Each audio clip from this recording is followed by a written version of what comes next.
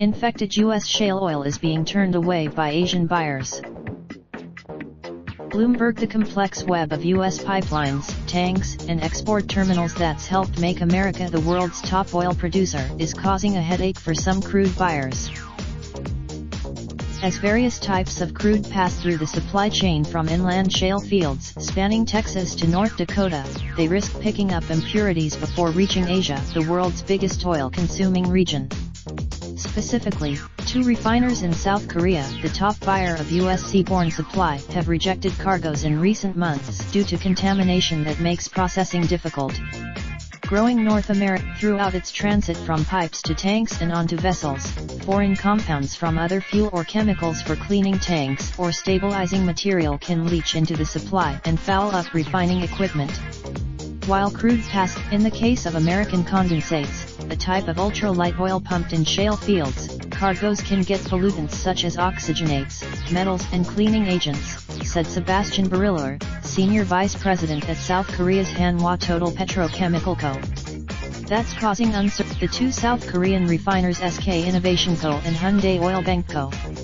turned away their the cargoes were sold by oil giant BP plc, the People said. At least one of the spokespeople for SK Innovation and Hyundai declined to comment.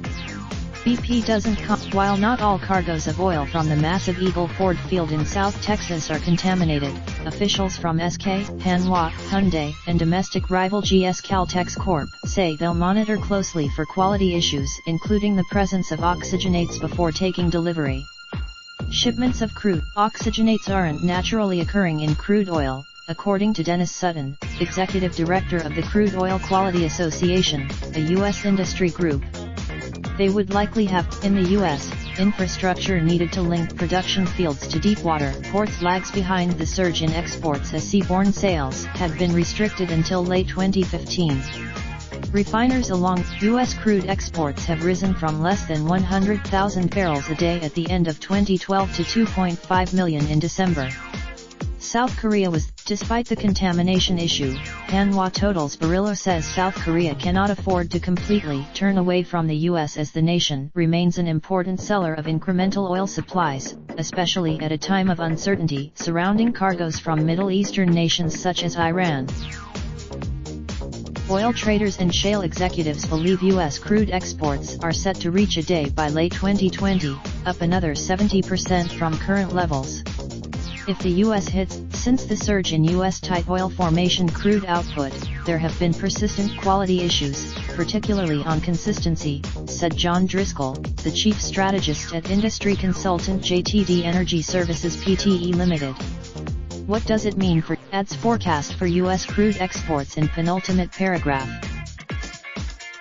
With assistance from Dan Murtaugh and Hisa Lee.